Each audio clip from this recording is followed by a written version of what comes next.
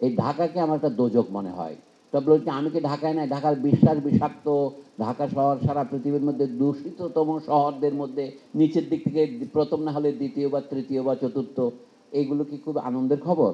আমি পৃথিবীর বহু দেশে নির্বাসনে গিয়েছিলাম, বাধ্য হয়ে নয়, নিজের ইচ্ছায়। কিন্তু ঢাকায় আবার যখন ফিরলাম দেখি যে এই ঢাকা সেই ঢাকা নাই। নির্মলেন্দু এক সময় লিখেছিলেন, ঢাকা আমার ঢাকা, আমার কাজ কি তোমাকে শাশ্বতে ঢেকে রাখা। তো সেই জন্য একটু বলছি, এখন নিজের কথা বলে একটা অপরাধ বোধ হয় আমার, সেটাই বলছি আপনাদের। এইটাও ব্যাকটোল ব্র্যাক্টের কবিতা দিয়েই বলি, যেহেতু আমি কোনো প্রবন্ধ তৈরি করে আনি নাই, অথচ আমাকে বলছে আপনি কি স্পিকার। তা আমি বললাম আমি লক নোট হওয়াই ভালো পছন্দ করি। আমি সবার শেষে বলতে পছন্দ করি, যেহেতু আগে বলতে বলেছেন। আমার মাঝে মাঝে নিজেকে অপরাধী মনে হয়, এই জন্য আপনারা একটা কথা শুনেছেন, I know of course it is simply lakh. আমি যখন বেঁচে আছি এটা নিছক ভাগ্যের ব্যাপার। কেন বলি?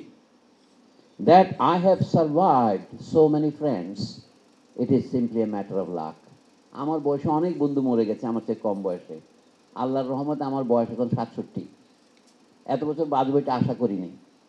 আমার অনেক বন্ধু 56, এই ব্রাটল ব্র্যাক্ট আমার বন্ধু, উনি 58 বছর বয়সে মারা গেছেন। আমাদের আহমদ সাফ 58 বছর বয়সে মারা গেছেন, আর বহু লোক।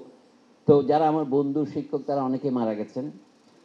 But last night in a dream I hard those friends say of me. আমার বন্ধুরা স্বপ্নে এসে কানে কানে কাল আমাকে বলে গিয়েছে, সার্ভাইভাল অফ দ্য ফিটেস্ট। এই কথা শুনে আমি লজ্জায় মরে গেলাম। মানে আমরা যারা সুবিধাবাদী তারাই বেঁচে আছি।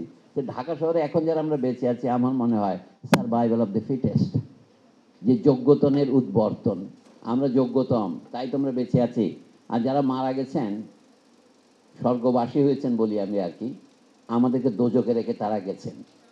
এই ঢাকাকে আমার একটা দোজক মনে হয়। তবে বলছি আমি কি ঢাকায় নাই, ঢাকার বিশ্বাস বিষাক্ত। ঢাকা শহর সারা পৃথিবীর মধ্যে দূষিততম শহরদের মধ্যে, নিচের দিক থেকে প্রথম না হলে দ্বিতীয় বা তৃতীয় বা চতুর্থ। এইগুলো কি খুব আনন্দের খবর? তাহলে আমরা কি করতে পারি? এই যে লোকাল গভর্নেন্সের কথা বলছেন, ঢাকা শহরের নিয়ন্ত্রণের উপর আমাদের কি কোনো হাত আছে? এই যে ঢাকা শহরে যে নদী ছিল এতগুলো, সেগুলো যে কেটে ফেলেছি, আমাদের নাগরিকরা কি বলেছে আগে? মানে জনগণের যদি এখানে ন্যূনতম কর্তৃত্ব থাকতো, অথবা তাদের যদি জ্ঞান থাকতো।